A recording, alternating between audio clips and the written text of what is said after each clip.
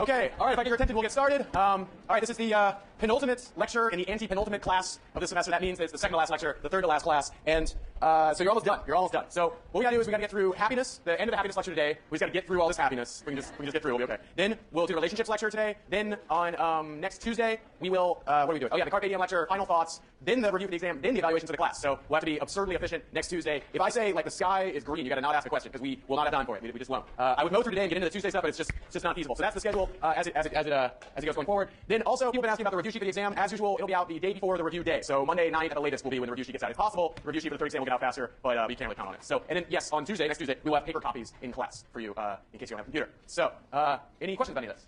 I know someone here doesn't have a computer and I just offended them. I'm sorry. Okay, no questions. Great. All right, so let's get started. Where did we leave off? Well, when we were last talking about social psychology, we were talking about happiness, and this is one of the, I think, more interesting lectures this semester because if there's one thing that you would want social psychology to tell you something about, it would be, how could you live your life in a more satisfying or happy way? And a lot of social psychologists are hip to this idea and have dove into this area called positive psychology that's completely dedicated to trying to get answers to this question of how can we be happier? What is a happy life? What's a good life? In this area, yeah, it's called positive psychology. So we talked about some relating the groundwork of positive psychology, some of the key figures, some of the methods that they tend to use, and then in kind of strange and ironic fashion, we talked about all the stuff that doesn't make you happy. We talked about it so much that you would almost think the area was called negative psychology, but it's not. We talked about the imposter phenomenon. We talked about money doesn't make you happy, just like all those aphorisms, just like movie Citizen Kane.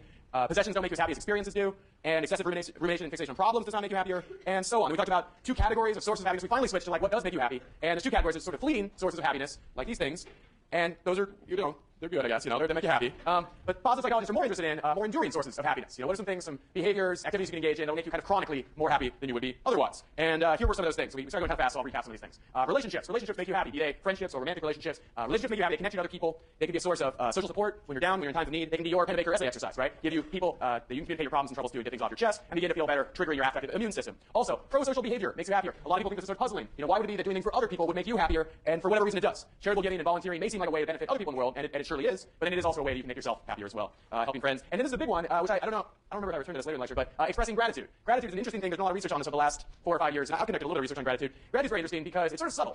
For some reason, research has shown that if you have gratitude and you're grateful for the things that you've been given in life, then you'll tend to be happier, you'll tend to have more positive perspective on life. And this kind of makes sense, right? Like a lot of times, we spend a lot of time thinking about the things that we don't have, the things we ought to have, we want to have, and not thinking about things we do have, and thinking about how well off we are for having all the things that we do have. And if you think about our position here, and I'm not saying that people didn't fight for this. A lot of you, fought tooth and nail to get into this university and get into this position in life, but you're right on the precipice of an incredibly successful life, or you're really in it already. You're at this absurdly prestigious university I've never gotten into straight out of high school. I admire all of you for it. I don't know what you did. I guess you did well in classes, I did not even consider this strategy when I was in high school.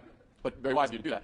And so you're here, right? You're on your way to a very successful life, professional life, hopefully personal life as well. And you got to have gratitude for where you are. You got to be grateful for the opportunities that have been extended to you. Even if you came from, what you consider to be the bottom and went up against all odds, nonetheless, you're here, right? You made it this far, and you need to be grateful. Maybe that gratitude is directed towards your own efforts, the helping hand your parents or significant friends or significant others gave you along the way. I don't know where you directed towards, but it is a useful perspective on life to focus on what you have and how well off you are for having it, and not what you don't. And you think about how many people in the entire world are dying to trade places with you, or with me, or with us, right? Then it would be in a way wrong not to be grateful for everything that we have. So. Other stuff, yeah, so generosity is its own reward. Pro-social behavior and pro-social feelings like gratitude are good for you. They make you feel better about life. They make you happier. Oh, by the way, I have a friend who actually teaches his kids. Every night at dinner, he has them express gratitude about something like, say, identify something they feel grateful towards or grateful about in their life, like something that they're happy they have. And it can be like something really specific or something really diffuse. And the point of that exercise isn't so much, to have his kids say the thing, as to get them to all day look around their lives for things that they have, that they're grateful for having, and sort of reframe the way that they look at life. Or not like, oh, I don't have that toy, or, I don't have nearly as many candy bars as I deserve, but more, what do I have that I'm lucky for having? And he and his wife are very effective, I think, in kind of changing their kids' perspective on life for the better.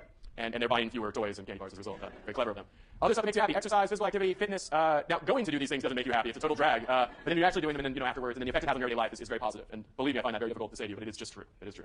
Okay. And then a subtle thing that makes you happy, which we talked about, and I mispronounced this guy's name, even though I was so ridiculously proud of myself for being able to, and then turned out I had it all wrong. But Mihai Csikszentmihalyi, which is something like his name, he has this concept that he identified called flow, which is an interesting thing that makes you happy, which not a lot of people were aware of before. It's sort of subtle. And it's different from other stuff like pro-social behaviors or volunteering, where you could just kind of change your life to include more feelings of gratitude or more volunteering or sustaining better friendships and relationships with people. This one's a little bit subtler. It's something you might find yourself in situations. It's more of a situational source of happiness, not like a big enduring one. But it's not as fleeting as sex, drugs, and rock and roll or whatever. It's somewhere in between.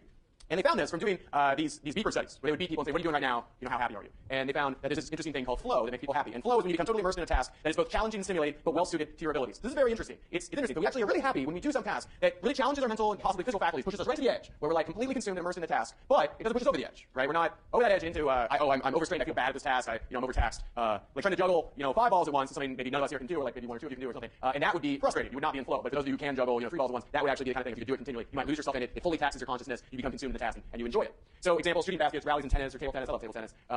And the worst is when you play somebody who tries to win on every point, right? You get no flow, you know? You might beat them because they're fooling themselves, but like, you get no flow, and that's like part of what's fun about it, you know? A good conversation, dancing, etc. So in flow, your non-conscious is fully occupied, your conscious mind is active and occupied, guiding your non-conscious. Your self-consciousness is subdued. You have no time to be like, what are my worries, what are my concerns, am I attractive, and all these things you might worry about are just subdued and distracted. And in a way, it's sort of like an active meditation because you lose yourself in it, but you're active, you're doing stuff, and that's how you lose yourself. Okay, so that's flow. Flow is cool.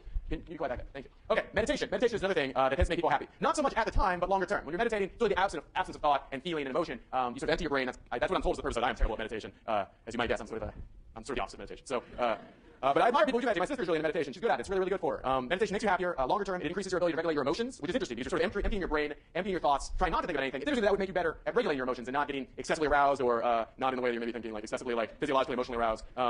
And then it decreases anxiety and stress. There's tons of research on that. And it could also help you put things in proper perspective, which I guess makes sense. That there's this tendency we have to be consumed by small thoughts and concerns and worries that occupy today or tonight or this afternoon or something. They're very short-term concerns. But if you can forget about how many emails are in your inbox you haven't responded to, or this little assignment that isn't super important that you're going to get done anyway, or there's all those exams you have 3 weeks from now, if you can get all that stuff out of your head long enough, it'll somehow reset your priorities and you'll think about the things that matter more. So you may consider meditation as a way to increase your happiness and your mental subjective well-being. Also, counseling, therapy, these things tend to make people happy, especially if you have something significant that's kind of haunting you and preventing you from being happy. Just like with headache, rest, exercise, counseling and therapy can help you address that. Also, your biological set point. This one's kind of a bummer, right? You can't really change this. You can't really go and change your genetic makeup, but there is a belief that we may all be born with a certain kind of baseline level of happiness, which is sort of our set point, and we kind of struggle to move it around. Some really, really good chronic long-term habits might lead you to be able to move it up or move it down, but in general, it'll be pretty set. So your biological set point, sorry to bring that up, but that actually has something to do with your happiness. And what else? Well, we don't know. Positive psychology is a really fascinating area, and it's discovering new things all the time. This is a pretty up-to-date survey of the stuff where the data's really in, and we're very confident about these findings, but there's other things we're not so sure about. And you can pick up Psychology Journal and see what the cutting-edge positive psychology research is saying. There's obviously a lot of demand for this, right? Everyone wants to know what makes you happy. And so there are popular books. Positive psychologists publish popular books at a higher rate than probably any other kind of social scientist because there's just this hunger, this thirst for more insight on what can make you happy. And so Dan Gilbert wrote a book called Stumbling on Happiness, and Csikszentmihalyi wrote a book called Flow, and this is just the tip of the iceberg. There's tons of books on positive psychology, and Happiness Hypothesis is obviously one of those. But did you have the experience reading Haidt's Happiness Hypothesis that it wasn't like totally about happiness, you know? Like I kind of thought the whole book was going to be about happiness, like 10 chapters of happiness. It was more like 2 chapters, or maybe even 1. Yeah, it's kind of weird. I actually really like the other chapters. I didn't really mind it. That's why I assigned it here. I think it's a better book for not just being about happiness. But anyway, that's right. Okay. Okay. What are we not so sure about? Status. Status is an interesting thing. We already did the status lecture, so this is kind of returning to this concept of status. Status, there's this debate. Does status make you happier or not? So here's some ways in which status and the achievement and attainment of status in your life might not lead you to happiness. So, 1, wanton ambition, competitiveness, and assessing yourself relative to other people tends to undermine life satisfaction. This whole thing where status is by definition, as we've all learned, relative, right? You can't be high status without people in your group or in your reference group being low status in comparison to you. And so as a result, you can't be high status without other people being low status, either in your mind or in the group's mind or what have you. And this is inherently a competitive dynamic that involves putting yourself above the people around you. That obviously is not very consistent with things like gratitude, developing good relationships, pro-social behavior. Putting yourself over other people around you, kind of the opposite idea. And that's part of why we think that the wanton pursuit of status is not so good for you. Not a really healthy thing. Pursuit of wealth as a way to get status. We already talked about that. You can call it the Citizen Kane effect if you want. People don't actually feel happier when they have lots of money. Having enough money to get by, that's damned important. But beyond that, doesn't have a big impact on your happiness. Purchase of status symbols and luxury items, that seems like it would make you happy, having all that bling, but it doesn't. It doesn't. So research suggests.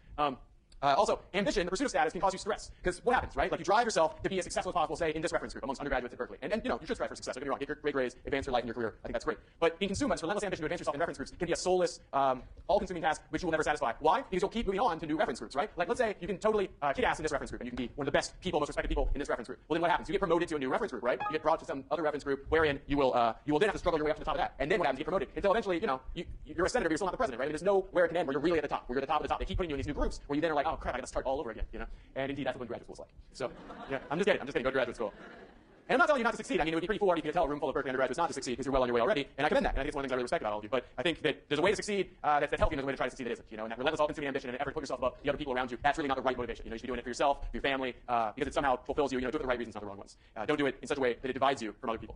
Okay, so what are some ways in which status and status achievement do lead to happiness? Okay, so one is higher status people, research shows, they tend to experience less stress, lower blood pressure, they tend to live longer, and have greater security. So they're less likely to, if you have wealth and comfort and you're successful, you're not on the edge, you're not about to lose it all at any point in time, right, because you have more.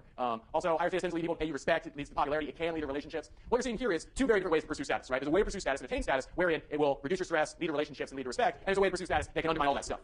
So attaining, being in a high status position tends to be good for all this stuff, but this kind of relentless wanton ambition, not so good for this stuff. I don't know if this distinction is clear. In a very weird way, you have to sort of get it without trying to get it too hard. You have to try not too hard to get it, but somehow get it, and then that'd be great. So don't try, just do. This is getting very Yoda-like, right? This is very weird. This is kind of impossible what I'm telling you to do.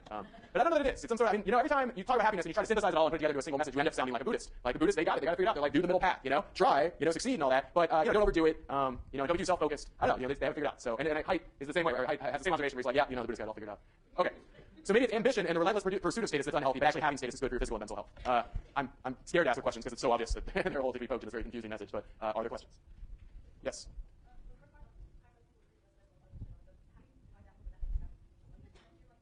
Outstanding question. Okay, so this observation that higher status people have higher physical or higher quality physical health, less stress, and all this stuff. How can you separate that from just a wealth effect? You know, the wealthier people tend to be higher status, and wealthier people have better access to healthcare, medicine, and all that stuff. Outstanding question. There's a whole area of research in public health dedicated to answering this, and they do careful statistical controls. So they try to say, okay, taking out income, wealth, access to healthcare, how does relative position and having these sort of more respected characteristics like occupational status, how does that impact your health? And they've done stuff, for example, where they surveyed public employees in Britain and said, okay, all these people have the same income in this whole bandwidth because they have this very regulated income system for public servants in Britain. But some of them are more respected than others. Some are managers, others are not managers, and so on. And so they're able to say, okay, these people are higher status, and these people, they all get the same money. And they find that the higher status people live longer, are less sick, stuff like that. And so now you're probably wondering, okay, well, if it's not money, what is it then? Because it can't just be that just being high status just makes you healthier, right? There must be something that drives that. And indeed, we don't really know. We don't really know. It's a big mystery. And if you can be the person that figures this out, why it is that high status makes you healthier, then you're making a big contribution to social science. One thing that we do know is that it seems to be true across species. So when you look at non-human primates, you find that higher status non-human primates, where the highest status, primate in some group, they tend to experience less stress and as a result be healthier. So when you have a lot of stress, because you're, I guess, not at the top, or you're trying to figure out your way to get to the top, when you have more stress, you tend to pump more cortisol. And when you pump more cortisol, you're kind of on edge all the time. You're kind of nervous. You're looking for a challenge. You're looking to win a competition. You're stressed out. You might lose a competition. You go down in your hierarchy. And your body invests in that and not in your physical immune system functioning. So we may end up getting the answer to this question by looking at non-human primates, which Robert Sapolsky has done in a book called The Trouble with Testosterone, which you might check out. It's a really popular book. This was a longer answer than you wanted. I'm sorry. Okay. So it's a little bit of a mystery why the status makes you healthier, but it seems to. Okay, so some quotes about happiness. Woody Allen, to love is to suffer. To avoid suffering, one must not love. But then one suffers from not loving. Therefore, love is to suffer. Not to love is to suffer. To suffer is to suffer. To be happy is to love. To be happy then is to suffer. But suffering makes one unhappy. Therefore, to be unhappy, one must love, or love to suffer, or suffer from too much happiness. I hope you're all getting this now. Here's an Albert Schweitzer quote. Success is not the key to happiness. Happiness is the key to success. If you love what you're doing, you will be successful. This is the picture I used to have on the front page of this thing. These people are terrifyingly happy in this picture. I shrunk it down. It's not nearly as scary as it was before. It was such a weird thing on the front page, like happiness. Learn about happiness, like these deliriously happy, terrifyingly insane people did. Yeah. And then sometimes your joy is the source of your smile, but sometimes your smile can be the source of your joy. Thich Nhat Hanh, my sister's actually really into. He's a Buddhist. And this idea is very similar to the cognitive dissonance idea, right? That we think that thought precedes behavior. We have some thought, and then we behave. We're happy, and then we smile. But it's just as much the case that the causality runs the opposite direction. And it's one of the main findings from social psychology that sometimes your behavior can lead to your thought. That you have to smile and then feel happy. And this is a great quote about happiness. Happiness is as a butterfly, which, when pursued, is always beyond our grasp, but which, if you will sit down quietly, may alight upon you. Nathaniel Hawthorne. Now that sounds Buddhist, right? Like that you're going to get happiness when you stop trying to catch it, and when you stop trying to catch it, then it might just land on you, like a butterfly. If you want others to be happy, practice compassion. If you want to be happy, practice compassion. The Dalai Lama. Okay, that's the happiness lecture. So let's take like a 2-3 minute break, and we'll do the relationships lecture. Okay, all right. Thank you for your attention. We're back. We're talking about relationships. So the relationships lecture. I enjoy giving this lecture. Because. This lecture is oriented towards lots of big fundamental questions that many of you may wonder about, whether you admit it or not. I bet you wonder about some of these questions. Okay, so what are some of the big questions that research on relationships in social psychology is oriented towards trying to give answers to? So one of these is, what makes relationships work? What are some common pitfalls, and what differentiates long and short-term relationships, which in a sense is asking the big question, how can you know? How can you know when you're in a relationship that's just going to be short-term versus you're in a relationship that maybe has some longer-term potential? And that's a big question that you might wonder about. Okay, so how can you know what you want? Okay, well, this is an interesting piece of research that came out about a year ago, or about 13, 14 months ago, where they tried to answer the question, how can you know what you want in a relationship? It seems very easy, right? Like if I was to ask any of you, what are you looking for in a husband or a wife or boyfriend or girlfriend or something like that, you could probably list a bunch of characteristics. It would be, a list of characteristics of the things you find desirable in other people or in a romantic relationship. But this research suggested actually identifying what it is you want in a relationship is surprisingly hard. And why is this? Well, probably because it goes back to that same old idea that we talked about a few times in this class, many times in this class, the Nisbet-Wilson 77 idea that we have a limited awareness of our the causes of our thoughts and behaviors. Yes. All right. They're missing out. This is big, that many failed relationships will ensue. Okay. So this is one of the big ideas from the class, right? We just don't have as much insight on our thoughts and behaviors as we probably think we do. So recent research shows that the same principle tends to apply to romantic attraction as well. And in romantic realms, we are again like that rider atop the elephant, trying to direct the elephant, but actually having very limited control. And maybe we're really not in that much control at all. And I think by the end of this little subset of this lecture, that you might buy this idea. And having read this paper, I really buy this idea as well. Okay. So there's some recent research that was on this subject, and they studied speed dating. But that's not the only thing they studied. Actually, I'm kind of misrepresenting this research. Eastwick and Finkel, 2008, studied both speed dating and then also normal dating, which is probably preferable, I would argue. I don't know. I've never done speed dating. Anybody want to volunteer and say they've done speed dating?